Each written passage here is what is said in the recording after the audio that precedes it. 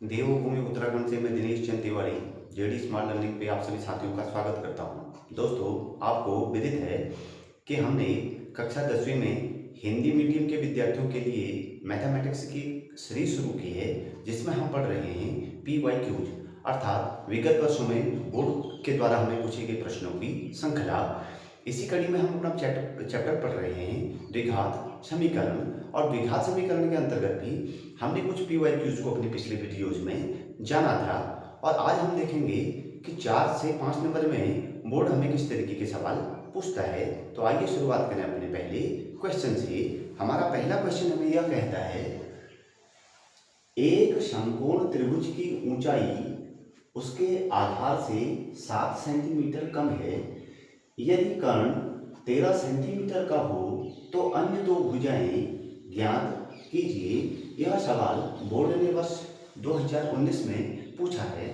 आपको ज्ञात है कि द्विघात समीकरण के अंतर्गत हमसे सवाल इस तरीके के जब भी बोर्ड पूछता है तो सर्वप्रथम हम दी गई जानकारी के आधार पर एक द्विघात समीकरण का रूप तैयार करते हैं और फिर उसे द्विघाती सूत्र या गुणनखंड विधि या पूर्ण वर्ग बनाकर विधि से हल करते हैं। तो हम यहाँ पर अपने सवालों को हल कर रहे हैं, उनमें हम गुणनखंड विधि और द्विघात सूत्र का यूज कर रहे हैं। तो आइए सवाल के हल को जानते हैं। सर्वप्रथम हम मान लेते हैं कि माना हमारे पास एक समकोण त्रिभुज है ABC। जैसा सवाल कह रहा है कि समकोण त्रिभुज की ऊंचाई उसके आधार से 7 सेंटीमीटर कम है, तो हम मान लेते हैं कि समकोण त्रिभुज ABC में BC आधार बराबर है x सेंटीमीटर। और उन्होंने कहा कि ऊंचाई AB अर्थात लंबाई AB जो है वो x-7 है, क्योंकि उसने कहा है कि आधार से 7 सेंटीमीटर कम है। तो हम लिखेंगे लंबाई AB बराबर x-7 सेंटीमीटर। यदि कर्ण 13 सेंटीमीटर का हो, अर्थात समकोण त्रिभुज के अंदर ABC के अंदर AC जो सबसे बड़ी भुजा है कर्ण, वो है हमें दी गई 13 सेंटीमीटर। हम जानते हैं कि जब हमारे पास एक समकोण त्रिभुज बनकर आ जाता है तो हम पाइथागोरस थ्योरम का यूज करते हैं। तो हम बोल सकते हैं यहाँ अकॉर्डिंग टू PGT, अर्थात P का मतलब पाइथागोरस और T का मतलब थ्योरम, PGT का short form full form Pythagoras theorem कहती है कि आधार का वर्ग धन लंब का वर्ग बराबर होता है हमेशा कर्ण के वर्ग के बराबर। तो आधार दिया गया है हमें यहाँ पर x, तो हम लिखेंगे x का स्क्वायर प्लस लंबाई हमने निकाल के रखी थी x-7 का whole square is equal to 13 का स्क्वायर। गौर कीजिएगा, x-7 का होल वर्ग a माइनस बी के होल वर्ग की आइडेंटिटी हम खोलेंगे तो a माइनस बी के होल वर्ग की आइडेंटिटी कहती है a square minus 2ab plus B square. तो चलिए और आगे बढ़ते हैं। हमने लिखा x स्क्वायर, ये तो एज इट इज आएगा, प्लस x-7 को खोल रहे हैं तो a का स्क्वायर मतलब x का स्क्वायर, तो हमने लिखा x का स्क्वायर माइनस 2ab, तो 2 इंटू a की जगह x और b की जगह 7, तो 2 इंटू 7 14, तो हमने लिख लिया माइनस 14x प्लस 7 का स्क्वायर अर्थात b का स्क्वायर, तो माइनस 7 का स्क्वायर करेंगे तो ये बनेगा 49 प्लस के अंदर इज इक्वल टू 169। 13 का वर्ग होता है 169। इसको सॉल्व कर लेते हैं। x और x दोनों प्लस के अंदर हैं और एक जैसी लाइक टर्म है, तो इनको हम ऐड कर देंगे, लिखेंगे 2x स्क्वायर माइनस 14x को एज इट इज रख देंगे, 49 को भी एज इट इज रख देंगे, 169 को ट्रांसपोज करके लेके आएंगे LHS के अंदर, तो यहाँ प्लस का था यहाँ आगे हो जाएगा minus 169 is equal to 0। 2x square को 2x स्क्वायर माइनस 14x को फिर से 14x as it is minus, अब गौर कीजिएगा 49 माइनस 169, 9 में से 9 को माइनस कर दीजिए 0, 6 में से 4 को माइनस कर दीजिए 2 और 1 ऐसे ही आ जाएगा। ये माइनस में से प्लस का माइनस हुआ है तो साइन माइनस का बन के आएगा इज इक्वल टू हो जाएगा 0। अब आप जानते हैं कि यह समीकरण का एक रूप बन के आ गया है, पर यहाँ हम समीकरण को थोड़ा और छोटा कर लेते हैं। तो हम कहेंगे कि हम प्रत्येक पद को दोनों पक्षों में 2 से विभाजित कर रहे हैं, यानी 2 से भाग दे रहे हैं। 2x स्क्वायर को 2 से डिवाइड करेंगे तो 2 से 2 कैंसिल हो जाएगा, ये बचेगा x स्क्वायर माइनस 14 को 2 से डिवाइड कर देंगे तो ये आएगा 7, तो ये बनेगा 7x माइनस 120 को 2 से डिवाइड कर देंगे तो यह आ जाएगा 60 इज इक्वल टू 0 क्या 7 X square minus 7x minus 60 is equal to 0। द्विघात समीकरण के मानक द्विघात समीकरण का मानक रूप बन के आ गया। यस आ गया, क्योंकि हम उसको लिखते हैं ax square plus bx plus c is equal to 0। यहाँ पर अब हम मध्य पद विभक्तिकरण से इसके गुणनखंड कर लेंगे। तो आप जानते हैं कि मध्य पद विभक्तिकरण का रूल हमें ये कहता है कि एक्स स्क्वायर के गुणांक को अचर पद के साथ सर्वप्रथम गुणा कर लेते हैं। हमने गुणा कर लिया तो 1 इंटू 60 हो गया 60। रूल नंबर 2 ये कहता है कि जो ये गुणनफल आया है इसके हम प्राइम फैक्टर कर लेते हैं। तो हम प्राइम फैक्टर करते हैं 60 के, 2 से 60 को डिवाइड कर देंगे तो 2 3 या 6 0 HT, यानी 2 से 60 को डिवाइड करने पर मिलेगा 30 को फिर पुनः 2 से डिवाइड करेंगे तो हमें मिल जाएगा 15 और 15 को 3 से डिवाइड करेंगे तो 3 5 जब बनेगा 15 और 5 को 5 से कर देंगे तो बनेगा 1।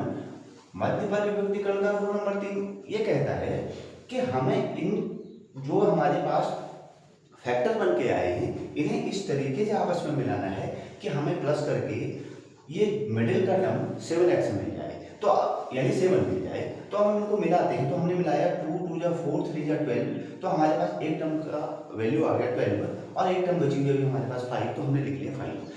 अब सोचें कि 12 प्लस 5 करने से क्या -7 आ सकता है? नहीं आ सकता है। तो हम लिखेंगे -12 प्लस 5, क्योंकि माइनस के 12 में से 5 को माइनस कर देंगे तो हमारे पास निकल के आ जाएगा -7। तो हमने इसको जैसे हमने समीकरण को सॉल्व किया यहाँ पे इसको हल किया वही बातें हम यहाँ लिखेंगे। तो हमने लिखा एक्स स्क्वायर माइनस ब्रैकेट लेके 12 minus 5 into X minus 60 equal to 0। अब हम अपने ब्रैकेट को सॉल्व करेंगे। एक्स स्क्वायर को लिखेंगे H T x square minus, देखिएगा माइनस का 12 एक्स के साथ मल्टीप्लाई करेगा तो -12x, ये माइनस का इस -5 के साथ मल्टीप्लाई करेगा तो +5 और इंटू एक्स तो +5x minus 60 is equal to 0। अब विभक्तिकरण का चौथा नियम ये कहता है कि जब समीकरण इस रूप में हल हो जाए तब तो आप वहां पर पेयर बनाते हैं, यानी समूह बनाते हैं। तो हमने एक्स स्क्वायर माइनस 12x का एक समूह बनाया और 5x माइनस 60 का हमने दूसरा समूह बनाया। तो हमने यहाँ पर से एक्स स्क्वायर और 12x में से x को कॉमन कर लिया तो हमारे पास ब्रैकेट के अंदर बचेगा, यहाँ से एक x आ चुका तो एक x बचेगा x माइनस 12 प्लस यहाँ से हम 5 को कॉमन कर लेंगे तो यहाँ बचेगा x माइनस 5 से 60 को डिवाइड कर देंगे तो -12 इज इक्वल टू 0। अब हम दोनों में से उभयनिष्ठ को एक ब्रैकेट में लिख लेते हैं तो x माइनस 12 और सेकंड ब्रैकेट में रिमेनिंग पार्ट को लिख लेते हैं x plus 5 is equal to 0। गौर कीजिएगा x minus 12 is equal to 0 तो x इज इक्वल टू, तो x ये माइनस का ट्रांसपोज होकर RHS में जाएगा तो दाएं पक्ष में जाएगा तो प्लस का हो जाएगा, x बराबर हो जाएगा 12। x plus 5 is equal to 0 तो प्लस का 5 ट्रांसपोज होकर RHS जाएगा तो ये माइनस का कर देगा तो x इज इक्वल टू -5, अर्थात हमारे पास दो भुजाएं बन के आई 12 एंड -5। लेकिन -5 तो हम लेंगे नहीं, तो हम क्या करेंगे, जो हमने सर्वप्रथम लिखा था कि लंबाई h बराबर x माइनस 7, x की वैल्यू आ चुकी है तो x की वैल्यू यहाँ पुट कर दीजिए 12 के अंदर, तो आप लिखेंगे 12 माइनस 7 इज इक्वल टू 5, तो पॉजिटिव की 5। अतः हम कहेंगे कि ऐसा समकोण त्रिभुज जिसकी ऊंचाई उसकी आधार से 7 सेंटीमीटर कम कर्व 13 सेंटीमीटर का हो, उस समकोण त्रिभुज की अन्य दो भुजाएं 12 सेंटीमीटर और 5 सेंटीमीटर, यह आपका आंसर होगा। चलिए इसी श्रृंखला को आगे बढ़ाते हुए दूसरे सवाल की तरफ चलें। दूसरा सवाल हमें यह कह रहा है, क्या परिमाप 80 मीटर तथा क्षेत्रफल 400 वर्ग मीटर के एक पार्क को बनाना संभव है? यदि है तो उसकी लंबाई और चौड़ाई ज्ञात कीजिए। सवाल को पुनः ध्यान से देखते हैं। क्या परिमाप 80 मीटर, अतः हमें जो पार्क बनेगा हमारा, उस पार्क के अंतर्गत हमें यह बता दिया गया कि इस पार्क का परिमाप क्या है, चाहे यह पार्क आयताकार हो चाहे यह पार्क वर्गाकार हो, अभी हमें नहीं पता है। दूसरा, क्षेत्रफल, इसी पार्क का क्षेत्रफल हमें दे दिया गया है 400 वर्ग मीटर के बराबर। अब पूछ रहा है क्या ऐसा कोई पार्क बनाना संभव है, यदि है तो उसकी लंबाई और चौड़ाई ज्ञात कीजिए, हम मान लेते हैं कि माना जो हमारा पार्क है उसकी लंबाई है x मीटर। हम पुनः मान लेते हैं कि जो हमारा पार्क है उसकी चौड़ाई है y मीटर। सवाल में कहा गया है क्या परिमाप, तो परिमाप अगर हम इसको आयत माने तो आयत का परिमाप होता है 2 गुना लंबाई धन चौड़ाई l प्लस 2 गुना लंबाई धन चौड़ाई, it means l plus b।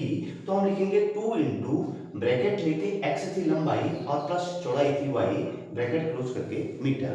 आगे चला उन्होंने कहा कि क्षेत्रफल, तो क्षेत्रफल है 400 वर्ग मीटर, तो हम क्षेत्रफल लिखते हैं किसी भी आयत का l इंटू बी। तो l इंटू बी का मतलब x into Y, x into Y. अब जो कथन हमसे कहा जा रहा है दो बार, उसी को सॉल्व करेंगे। तो पहली स्टेटमेंट को ले लेते हैं, क्या परिमाप 80। तो हमने जो समीकरण यहाँ सॉल्व किया था 2 into X plus Y is equal to, अब हमने बोल दिया 80। ध्यान दीजिएगा इस 2 से इस 80 को हम डायरेक्ट डिवाइड कर रहे हैं, तो 2 से 80 को डिवाइड कर देंगे, ये बनेगा 40, क्योंकि बराबर के चिन्ह में है। x प्लस वाई बराबर लिखा जाएगा 40, 2 से 80 को डिवाइड करने पे 40। ऐसे ही और आगे बढ़ेंगे तो यहाँ से हम लिखेंगे y is equal to 40 minus X. इस x को ट्रांसपोज करके हम RHS में लेके आएंगे। ये समीकरण नंबर हमारा 1 बन गया। अब दूसरी कंडीशन में ये कहा गया कि क्षेत्रफल 400 है, तो हमने देखा कि क्षेत्रफल, अभी हमने सूत्र यहाँ पर देखा था कि l इंटू बी, तो x into Y is equal to 400। अब गौर करें x इंटू वाई के अंदर y बराबर, अभी आपने समीकरण नंबर 1 में 40 माइनस एक्स वैल्यू निकाल दी थी, तो y का मान इस समीकरण के अंतर्गत प्रतिस्थापित कर दीजिए। तो आप लिखेंगे समीकरण 1 से y का मान समीकरण नंबर 2 में प्रतिस्थापित करने पर, तो ये बन जाएगा x और y की जगह पर लिखेंगे हम 40 minus X is equal to 400। इसको सॉल्व करते हैं तो x into 40 40x minus x minus यानी x into minus X square. अब देखिएगा ये 400 को ट्रांसपोज किया है, अंदर ले आए हैं, तो लिखा है माइनस 400 इज इक्वल टू 0।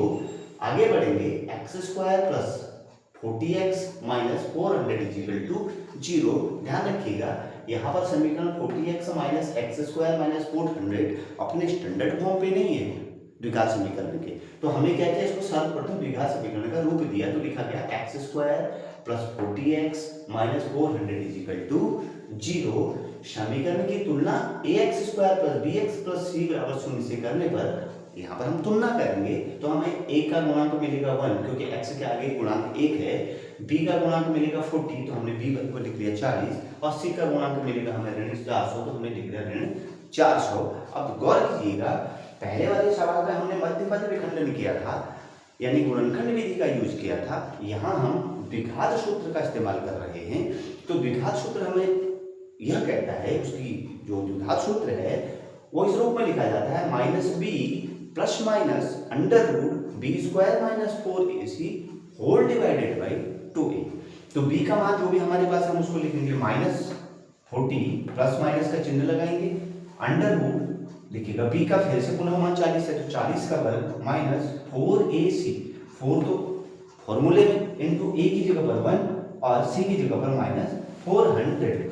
इस पूरे को हम समीकरण को सॉल्व करते हैं तो हमारे पास बन जाएगा minus 40 plus minus under root 40 का स्क्वायर कर दीजिएगा, तो ये बनेगा 1600, क्योंकि 4 का स्क्वायर 16 और 2 जीरो पीछे से लगी हुई हैं, तो सीधे सीधे उसके पीछे जीरो लिख लिया, प्लस 4 4 जा 16 और दोनों माइनस के हैं तो प्लस में कन्वर्ट हो जाएंगे। हमने लिखा प्लस 1600 अपॉन 2। अब हम यहाँ ध्यान देंगे, अभी हमने देखा कि 1600 वर्ग होता है 40 का, तो हम इसको सीधे वर्गमूल को खोल रहे हैं, यानी ये अंडर रूट को खोल रहे हैं, तो हम यहाँ लिख रहे हैं 40 प्लस ऐसे 1600 वर्ग है 40 का, तो पुनः हमने लिख दिया 40 और होल डिवाइडेड बाई 2। आगे हम बढ़ेंगे, हम जानते हैं कि जब भी हम द्विघात सूत्र का इस्तेमाल करते हैं तो यहाँ लिखा है प्लस माइनस, यानी सूत्र के अंदर आया है माइनस बी प्लस माइनस, तो एक बार वैल्यू पुट कर लेते हैं प्लस से, एक बार कर लेते हैं माइनस से, और एक्स का अगर जो भी मान हमें आता है वो जैसे हमने लिखा है उसी मान पे हम उसको पुनः रख लेंगे, तो हमारा समीकरण सॉल्व हो जाएगा।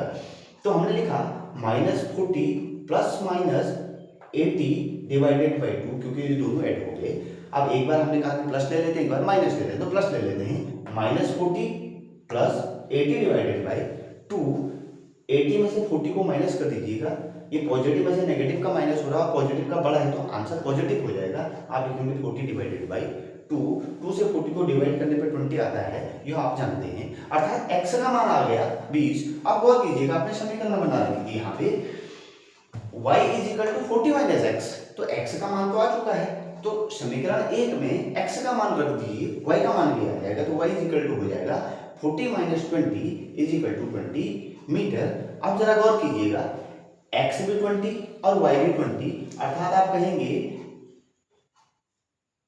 ये लीजिएगा, तो ये भी 20 है, ये भी 20 है, अर्थात इसकी चारों भुजाएं बराबर हो चुकी हैं, और जिसमें चारों भुजाएं बराबर हो जाती हैं उसको हम क्या कहते हैं, वर्ग कहते हैं। तो हम कहेंगे ऐसा पार्क बनाना संभव है, और वह भी पार्क कैसा होगा, वह वर्गाकार होगा।